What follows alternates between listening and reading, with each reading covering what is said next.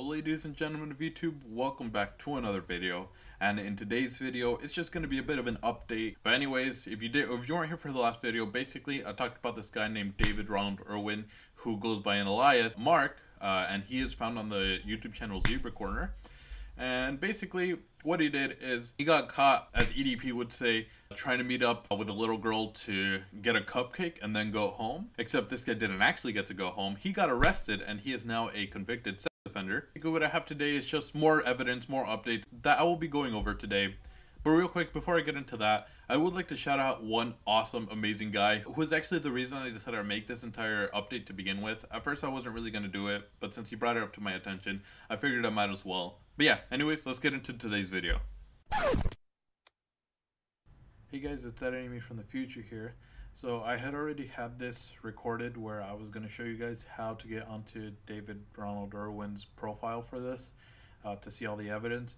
However, thinking about it right now that I'm editing it, I'm not entirely sure how legal that would be. I know it's public records, but again, I don't know if there's like any sort of legal trouble that comes with showing public records or not. It's a stupid fear that I'm having right now. However, it's one that I don't really want to risk. So basically, what I'm gonna have down below is, again, I'm just gonna link the website down below, and then you guys can go look through everything. Two of the main big pieces of evidence that I found here was basically just a document claiming that he does have to register as a sex offender for life, which, you know, in case you're like me, before doing all this research, or in case you're still a little bit skeptical about whether the other website was legit, this is, you know, a little bit more legit considering that these are public court documents. Another piece of evidence that I found was criminal charges that he has against him, which was basically that he assaulted a child under the age of 12. For one, that was second degree, so I'm not entirely sure if that has any effects to his criminal charges or anything, but it was second degree. And also, I'm not sure if it was a mistake on the website's part, but it's listed that he did that back in 2009, which for me personally, I thought he started doing this I thought he got caught in 2019 or 2020, but the fact that he's been doing it for over 10 years is kind of concerning to me. And also kind of makes me, if it wasn't a typo, if he actually did do this back in 2009, it kind of makes me feel a little bit icky about looking at his entire YouTube channel, because I had essentially been looking at a predator this whole time who had already done the crime. It doesn't matter if you go back to the beginning of his YouTube channel or towards the end of it, he had basically been a predator the entire time, and it makes me feel a little bit icky. But yeah. Down below, along with the link, I will have instructions on how to get onto David's profile. But just in case you maybe don't want to read, I'm also going to have it verbally right here. Basically, what you're going to want to do is you're going to want to click on the link, go to person's name, and then you're going to look up first name David, last name Irwin. You're going to want to scroll all the way down to the bottom where it says Irwin David R. You're going to want to click on the little I icon, and from there, boom, you just have a whole bunch of court documents. Again, I'm really sorry, I don't really want to go through the court documents on video because I don't know if there's any legal repercussion that comes with it, but I still did want to show this big piece of evidence because I feel like if there are any people that are still skeptical about whether the other website was legit or whether it was a troll or anything like that, I feel like maybe this website does have evidence to back it up more, because these are court documents of everything it did. I also do want to mention that in this email right here, he is stating that there are interviews with the victims. I personally couldn't find the interviews. I wanted to try and find it. However, maybe for whatever reason, I was just skimming through it too fast and I couldn't find it. However, if you do find it, let me know in the comments. But yeah, let's move on to the next piece of evidence. Now, a few more things I would like to bring up for this video is two screenshots that I took, basically just showing that they've been trying to hide the fact that, you know, Mark has been arrested for quite a while, and also the fact that a lot of people are oblivious to the fact that he is a registered. Now, basically with this screenshot, what it shows is just somebody saying that he misses Mark, and then Mark is just responds with the fact that he was coming back in December, and as you can see, the replies below is glad to hear. Somebody 6 weeks ago saying pain. Basically just showing that a lot of people don't actually know that Mark is a horrible person who has done some horrible things, and I feel like this screenshot shows it. Now, another screenshot that I want to show is just somebody else commenting, "Without Mark, I am simply nothing. Even bought a Chevy and crashed it just to feel something." And then again, a lot of people in the replies just going, "What happened to Mark?" And then somebody else saying, from what I recall, Ali said that he was on break, which, you know, if you don't know who Ali is, that's actually his partner. And again, I will show another thing later on, but he has not been such a good person either. But anyways, Ali said that he was on break. So a lot of people were hoping he would come back for the 420 special, which I highly doubt he will. But yeah, again, just these people don't actually know what Mark did. Now, another thing that I want to bring up is that, remember that guy earlier, Ali, who I was talking about? He is Mark's friend. He actually runs a Zebra Corner YouTube channel with him. And whenever anybody asks, where's Mark?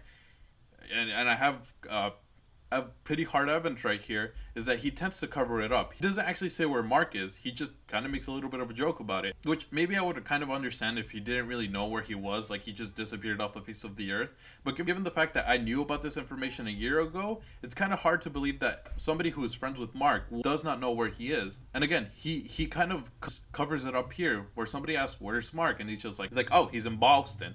But again, I've known about this for a year. A lot of people have known about it for longer, and yet the fact that he could not know is kind of hard for me to believe, considering that he is very close with Mark. At the very least, if I'm playing dumb and he didn't actually know where Mark was, I would at least assume that somebody in Mark's circle would know, and then that somebody in Mark's circle would tell this guy where he is, and then he has to pretty much cut ties with Mark.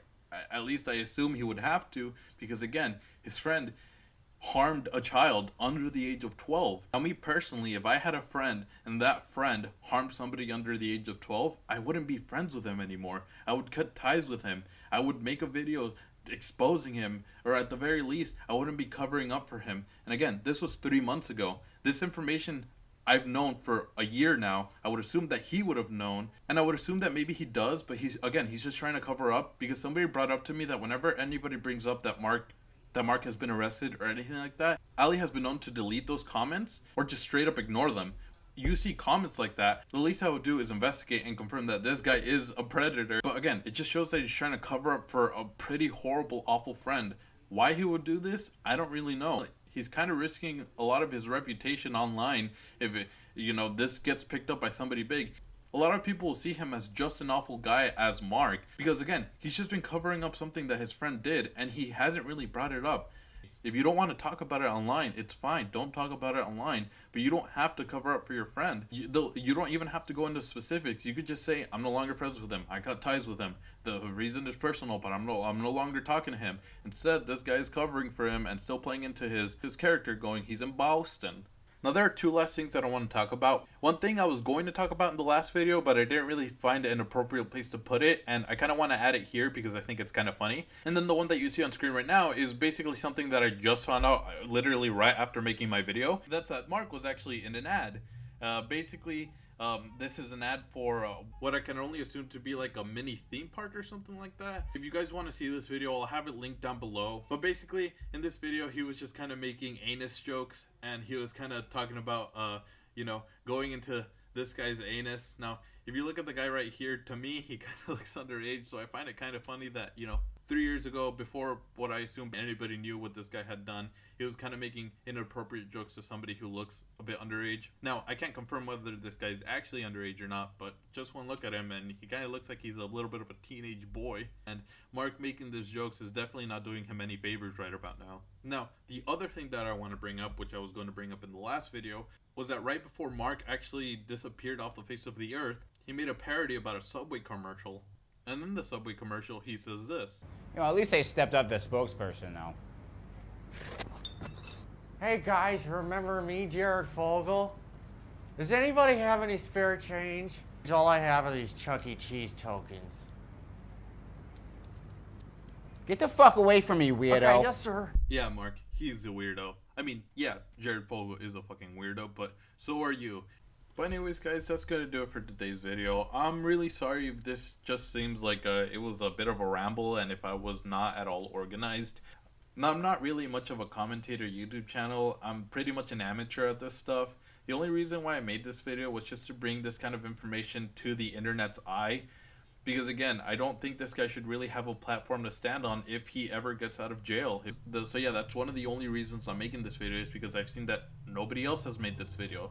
Which I encourage you guys to share this video so that it gets into the internet's eye, or I encourage you to make the exact same video. If any of you could make it a little bit more professionally, if any of you could make it just that slightly bit better, which kind of communicates this information far better than I ever could, I highly recommend that you guys do that. But yeah, so again, sorry for this ramble. I'm a bit of an amateur when it comes to this stuff, but thank you all for your support. Thank you all for watching this video. Again, share it, and that's gonna be it from me.